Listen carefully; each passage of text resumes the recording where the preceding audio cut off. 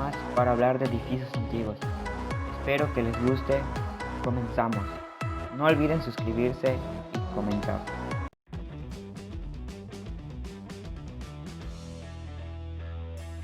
La iglesia Santa Sofía, o como le llamaban los turcos, Hagia Sophia, es el símbolo de Estambul. Fue construida durante el mandato de Justiniano entre los años 532 y 537 y es una de las obras maestras del arte bizantino. Entre 1204 a 1261, Santa Sofía fue la iglesia del Papa, después de funcionar como iglesia durante más de 900 años. Entre 1453 fue tomada por el Imperio Otomano y convertida en mezquita. Los otomanos dotaron a la iglesia de 4 minaretes en la escuela teológica y un comedor público.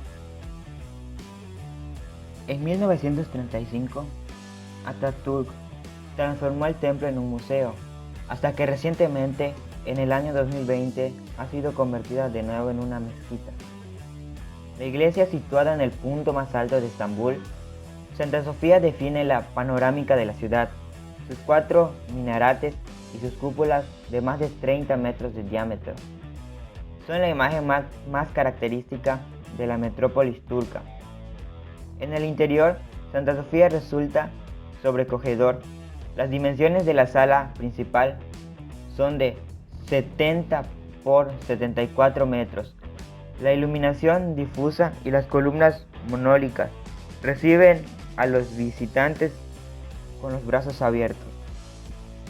Lamentablemente, con la reciente reconversión de Santa Sofía en una mezquita, las imágenes están prohibidas en el templo, por lo que se ha colocado unas cortinas para cubrir los históricos mosaicos de la segunda planta, además de los enormes medallones que decoraban las instalaciones. El origen de Santa Sofía. Antes de ser la ciudad más grande de Turquía y un destino de interés para los viajeros, Estambul fue Constantinopla, la gran capital del Imperio Bizantino. Fue allí que se construyó la primera, segunda y tercera versión de Santa Sofía. Las primeras dos fueron destruidas por incendios y la tercera la conocemos actualmente. Se finalizó por órdenes del emperador Justiniano I en el año 537. Desde entonces y hasta 1453, este templo fungió como la basílica cristiana y sede de las iglesias ortodoxas oriental. Sin embargo, por un breve periodo de tiempo, durante la Cuarta Oriental,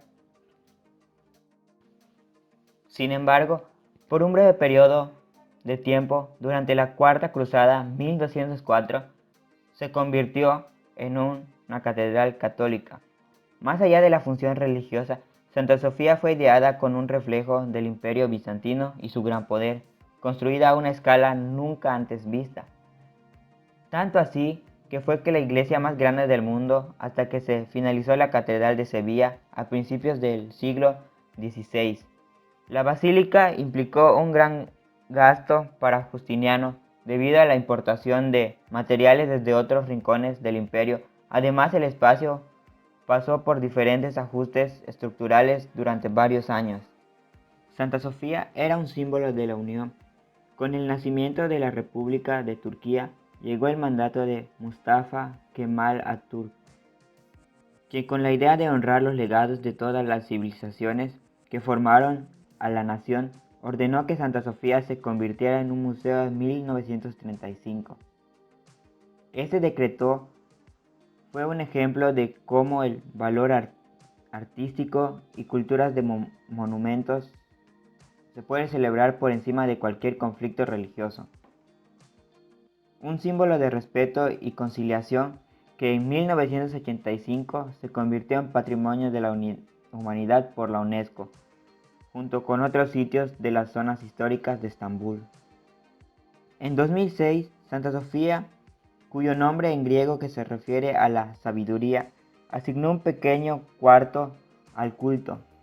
10 años más tarde, Una serie de lecturas del Corán durante el Ramadán dieron pie a un incremento de peticiones para reconvertir el museo en mezquita. Una polémica de la semana pasada llegó a su desenlace final. Hagia Sophia debe su nombre a la palabra Hagia, que en griego significa divina, y Sofía, sabiduría. Divina sabiduría. Es uno de los atributos de Jesucristo y esta iglesia está dedicada a dicho atributo. En Santa Sofía se funde la lógica de la teología griega, la escala ambiciosa de Roma, la tradición del abovedamiento del cercano oriente y el misticismo del cristiano oriental, creando un momento que rememora todas las tradiciones de la antigüedad y la afirmación positiva del triunfo de la fe del cristianismo. Esta basílica encierra un concepto simbólico del espacio panteón de la iglesia como reino de Dios y las cúpulas como universo. Le haremos una breve descripción a la iglesia.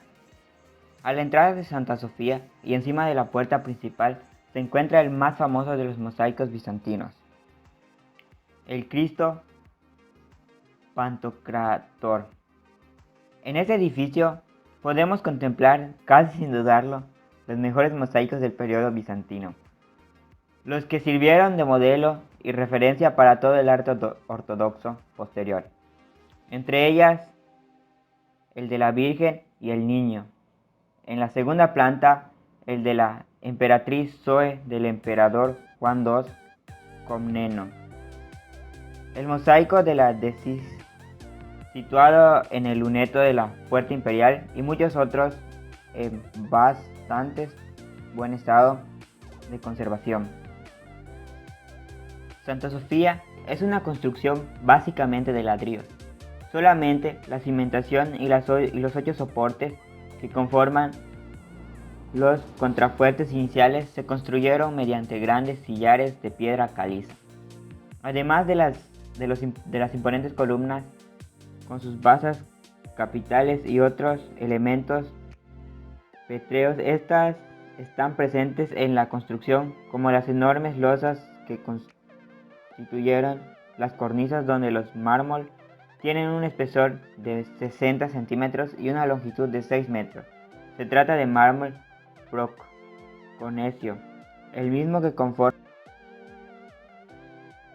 la nave central. Sobre las naves laterales, que están divididas en 2 pisos, se dispone en el piso de arriba el Montranium, abierto al espacio central mediante columnas con capiteles vegetales, trabajos en tempranos, pilares y arcos de medio punto que se alternan y repiten rítmicamente en el piso interior. Los capiteles albardas son capiteles corintios de hojas blandas y trabajadas al temprano, buscando el claro oscuro y con grandes cimaciones encima para realizar y sobre elevar el apoyo de los arcos. Cúpula. La cúpula descansa sobre los grandes medias cúpulas o exedras, una en las cabeceras hacia el este y otras al lado opuesto hacia el oeste. A su vez, estas 2 exedras descansan sobre otras 2 pequeñas y abiertas en los ángulos que logran remarcar el eje longitudinal determinado por el nártex. A la entrada, la primera exedra que cubre el primer tramo, la cúpula que cubre el tramo central en la exedra y el occidente en la cabecera. De este modo se configura una de la concepción ovalada de la planta más móvil, y también se refuerza el sentido de centralización dadas las dimensiones de la cúpula y el efecto centralizador que crea la centralización de la luz. Estructura. Se trata de una construcción totalmente abovedada y creando una tensión entre el eje longitudinal y el eje vertical de la cúpula que centraliza el espacio. El abovedado parte de la cúpula semiesférica central, levantada sobre el pechinas arco torales y pilares angulares hacia el este y al oeste se desarrollan dos semicúpulas cuyas presiones son recogidas por otras dos medias cúpulas en el sistema de cúpulas de expansión. Forman la estructura de la nave central y el traslado de los empujes desde la cúpula central hacia los gruesos muros laterales, reforzados con contrafuertes que reciben la precisión lateral en sentido norte a sur. Estamos en un video más para hablar de edificios antiguos. Espero que les guste. Comenzamos. No olviden suscribirse y comentar.